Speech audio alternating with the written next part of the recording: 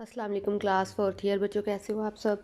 बच्चों थोड़ा सा आपको लेक्चर में इसलिए भी ज़्यादा दे देती हूँ क्योंकि हमने दूसरे सब्जेक्ट के जो है वो अभी स्टार्ट नहीं किया, तो मैं चाहती थी आपके कुछ चैप्टर्स जो हैं वो इसके कंप्लीट हो जाए, तो हम जो है नेक्स्ट और दूसरे जो है वो बुक उसको स्टार्ट कर लें ताकि आप लोगों को भी ज़्यादा जो है वो बच्चों मुश्किल ना हो। आज हमने स्टार्ट करना है मस्कुलर सिस्टम ऑफ वर्टिब्रेट्स। तो वर्टिब्रेट एंडोस्केलेटन जो है वो इसके पास जो होती हैं वो साइट्स होती हैं अटैचमेंट की, यानी कि स्केलेटल मसल्स के पास जो है वो साइट्स होती हैं अटैचमेंट के लिए, जिसके ज़रिए जो है वो एक दूसरे के साथ जो है वो अटैच हो जाते हैं।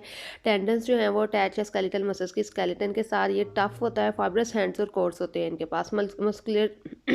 मस्कुलेचर फिशेज यानी कि जो है वो मुश्तमिल होता है माइमर्स पे। माइमर्स जो है वो अंडुलेशन काज करते हैं उसके ट्रंक और टेल रीजन में, और अंडुलेशन जो होती है वो फिशेज में जो है वो लोकोमोशन की रिस्पॉन्सिबिलिटी जो है वो अंडुलेशन प्रोसेस जो है वो लेता है। और इसकी जो एवोल्यूशन है बच्चों, इसमें काफ़ी ज़्यादा चेंजेस आई हैं, यानी कि इसमें जो है वो अपेंडेजेस जो होते हैं वो बहुत ज़्यादा इंपॉर्टेंट होते हैं लोकोमोशन के लिए। मूवमेंट है ट्रंक की, ये जो है वो लेस इंपॉर्टेंट है, यानी कि ट्रंक जो है वो इतना ज़्यादा मूव ना भी करे तो भी चलता है, बट जो अपेंडेजेस है उनकी मूवमेंट जो है वो बहुत ज़्यादा इंपॉर्टेंट होती है। तो सेगमेंटेशन ऑफ माइमर्स जो है वो लोस्ट होते हैं इन द ट्रंक मसल्स में। Back muscles become more numerous and powerful, तो वो जिसके बैक मसल्स होते हैं वो काफ़ी ज़्यादा स्ट्रॉन्ग होते हैं। देन स्केलेटल मसल्स कॉन्ट्रैक्शन, तो इसके जो है वो कुछ पॉइंट्स हैं। फर्स्ट जो है वो मायोफिब्रल है, तो इसको कंपाउंड माइक्रोस्कोप जो है उसके थ्रू इसके स्ट्रक्चर्स को जो शो करवाया गया था। हर मसल्स जो होता है बच्चों उसके सेल्स को जो है वो देखा गया, तो उसमें जो है वो डार्क और लाइट बैंड होते हैं। इन बैंड्स को जो है वो डिफ्रेंशिएट आगे जो है वो किया गया है कि इसमें जो है ये थ्रेड लाइक स्ट्रक्चर्स होते हैं जिनको मायोफिब्रल्स भी बोलते हैं, और इसकी अरेंजमेंट जो होती है वो एक डार्क और अल्टरनेट लाइट, यानी कि अल्टरनेटिव जो है वो मेथड में होती है कि डार्क आ रहा है फिर लाइट आ रहा है, डार्क आ रहा है फिर लाइट आ रहा है, तो इसको जो है वो इस फॉर्म में जो है वो डिफाइन भी किया जाता है। तो एक्टिन एंड मायोसिन फिलामेंट्स यानी कि इलेक्ट्रॉन माइक्रोस्कोपी जब करवाई जाती है तो उसके केमिकल एनालिसिस जो है बायोकेमिकल एनालिसिस में उसके थ्रू जो है वो इसके स्ट्रक्चर्स को जो है वो नोट किया गया था कि इसमें जो है काफ़ी ज़्यादा मायोफिब्रस मसल्स जो है वो शो हो रही हैं, और उसके अंदर जो है वो प्रोटीन होती है। उस प्रोटीन जो है वो उसका नाम एक का एक्टिन है और दूसरी का मायसिन है। तो मायसिन जो होती है वो थिक फिलामेंट्स होते हैं और एक्टिन जो है वो थिन होती है।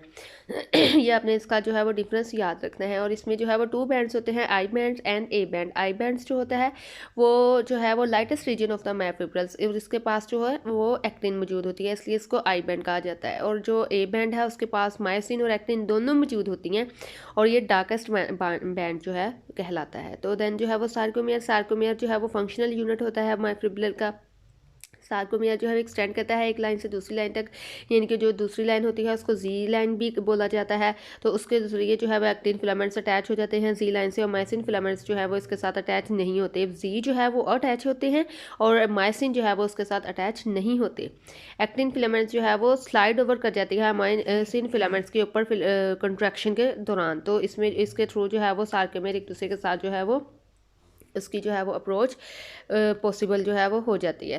तो नेक्स्ट बच्चों इसकी जो प्रोसीजर होता है वो काफ़ी ज़्यादा सार्कोमेयर का शॉर्ट होता है। इसमें कंट्रैक्शन सार्कोमेयर की जो है वो होल मसल फाइबर्स की होती है, कंप्लीट होती है। तो इसमें जो है वो एक्टिन रिलेशन जो है मायसिन का, इनको जो है वो sliding filament model of muscles contraction भी कहा जाता है, यानी कि एक्टिन और मायसिन का आपस में रिलेशन जो है उसको sliding filament model of contraction बोला जाता है।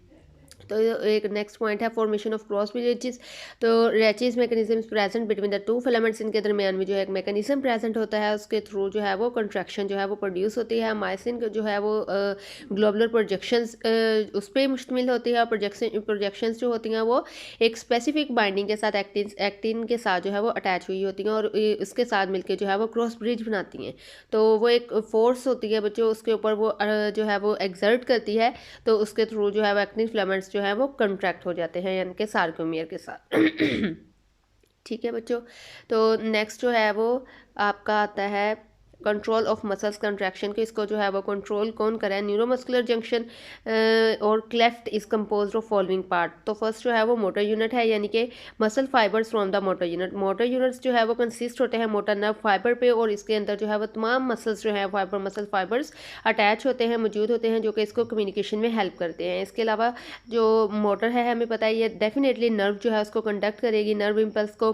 तो स्पेस जो होती है between the end of the motor nerve fibre and membrane और सार्कोलेमा द मसल्स फाइबर, यानी कि इनके दरमियान में एक स्पेस मौजूद होती है।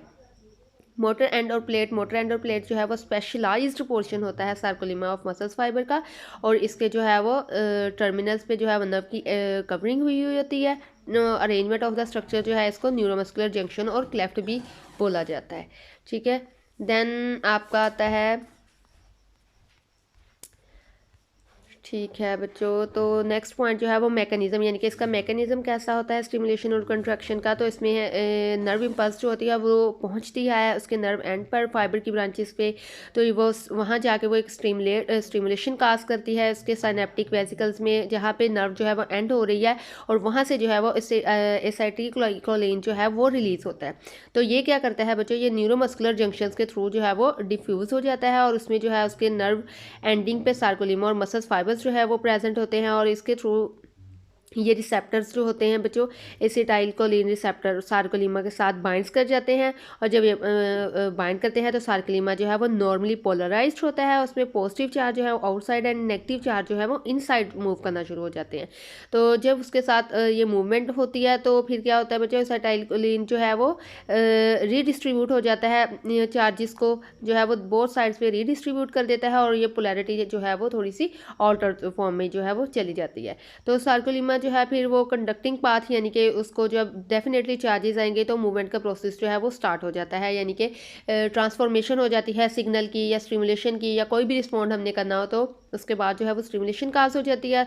तो वो उसको जो है वो ट्रांसफर ट्यूब्यूल्स भी बोला जाता है। ये जब उसको आल्टर करते हैं पोलैरिटी को थ्रू द ट्रांसफर ट्यूब्यूल्स, किसके थ्रू करते हैं, ट्रांसफर ट्यूब्यूल्स के थ्रू करते हैं। तो एंडोप्लाज्मिक रेटिकुलम एंडोप्लाज्मिक रेटिकुलम जो होता है वो मसल्स का वो जो है उसके बाद उसका प्रोसीजर नेक्स्ट जो है वो होता है कंप्लीट स्टार्ट, तो उसको जो है वो हम सार्कोप्लाज्मिक रेटिकुलम भी बोलते हैं, यानी कि उसमें रेटिकुलम जो है वो भी अपना काम जो है वो इंक्लूड कर रहा है, तो इस वजह से इसको जो है वो नाम में है सार्कोप्लाज्मिक रेटिकुलम शामिल किया गया है। सार्कोप्लाज्मिक रेटिकुलम जो है वो एसोसिएट होता है ट्रांसफर ट्यूब्यूल्स के साथ, और इसकी जो अगेन पोलैरिटी है वो जो चेंज हो जाती है स्टिमुलेशन के साथ, तो इसमें जो है वो कैल्शियम आयंस सिक्रेट होना शुरू हो जाते हैं।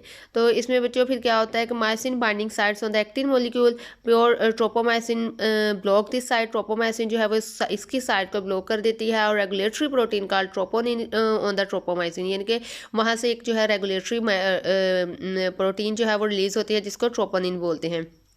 तो कैल्शियम आइंस जो होते हैं वो साइटोप्लाज्म के अंदर डिफ्यूज़ कर जाते हैं, और जब कैल्शियम आइंस जो है उसकी साइड्स पे डिफ्यूज़ करते हैं तो फिलामेंट्स आइन जो मायोसिन फिलामेंट्स होते हैं उसकी क्रॉस ब्रीजिंग जो है वो स्टार्ट हो जाती है एक्टिन के साथ, और इसमें जो है एक स्ट्रोक जो है वो क्रिएट होता है। तो फिलामेंट्स जो होते हैं वो एक दूसरे के साथ कॉन्ट्रैक्शन और रिलैक्सेशन का प्रोसेस जो है वो स्टार्ट कर देते हैं। तो relaxation follows the contraction, definitely वो अल्टरनेट प्रोसीजर होता है, जैसे ही कॉन्ट्रैक्शन होगी तो रिलैक्सेशन भी होगी। Active transport system in present the muscles fibre, तो रिलैक्सेशन के दौरान जो है वो कैल्शियम आइंस जो होते हैं वो back into the sarcoplasmic reticulum, तो उसको जो है वो वापस अपनी प्लेस पे सार्कोप्लाज्मिक रेटिकुलम में जो है वो भेज देते हैं, और मसल्स जो है वो रिलैक्स होना शुरू हो जाते हैं।